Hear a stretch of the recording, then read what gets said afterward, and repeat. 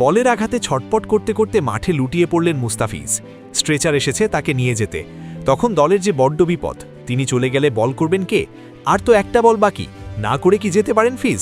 না, ফিজ গেলেন না, ঝুঁকি নিলেন নিজের। ব্যথা নিয়েই উঠে দাঁড়ালেন একটি বল করার জন্য।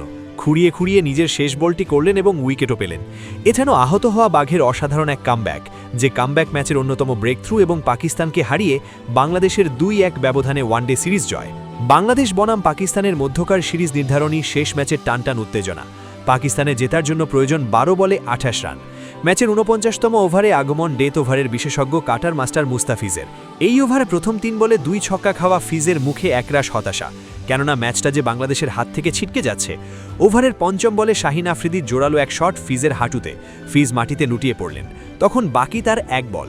আঘাত এতটাই গুরুতর যে তাকে নেওয়ার জন্য স্ট্রেচার চলে আসে মাঠে। কিন্তু বাংলাদেশের তখন বড্ড বিপদ, কেননা পাকিস্তানের হাতেই এক প্রকার ম্যাচ। 8 বলে লাগে 15 রান। ফিজে ইঞ্জুরি নিয়ে উঠে দাঁড়ালেন এবং নিজের শেষ বলটি করে উইকেট পেলেন, যা ছিল ম্যাচের অন্যতম শেষ মুহূর্তের ব্রেক থ্রু। এরপরের গল্পে শুধুই রিশাদ হোসেন। শেষ ওভারে পাকিস্তানের দরকার ছিল 14 রান।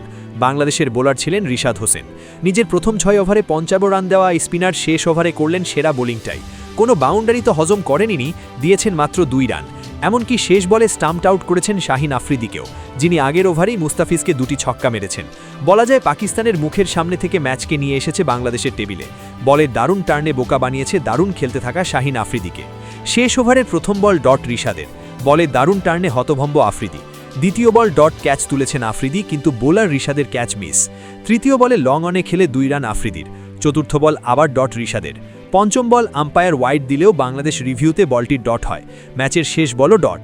ডাউন দ্য উইকেটে এসে বল মিস করেছেন আফ্রিদি এবং কিপার লিটন স্টাম্প ভেঙে দেন। শেষের এমন দুর্দান্ত সমাপ্তিতে পাকিস্তানকে 279 রানে অল আউট করে বাংলাদেশ এবং ম্যাচ জিতে নেয় 11 রানে। সিরিজের প্রথম ওয়ানডেতে 8 উইকেটের জয় থাকায় বাংলাদেশ 3 ম্যাচের সিরিজটা জিতেছে 2-1 ব্যবধানে ঘরের মাঠে। বাংলাদেশের আজকের জয়ের নায়ক এক প্রকার রিশাদ এবং সিসকেই ধরা যায়। তবে ব্যাট হাতে তানজিদ হাসান, তাসকিন আহমেদের কথাও ভুলে গেলে চলবে না, কেননা 2 জন করেছেন ম্যাচ উইনিং পারফর্ম।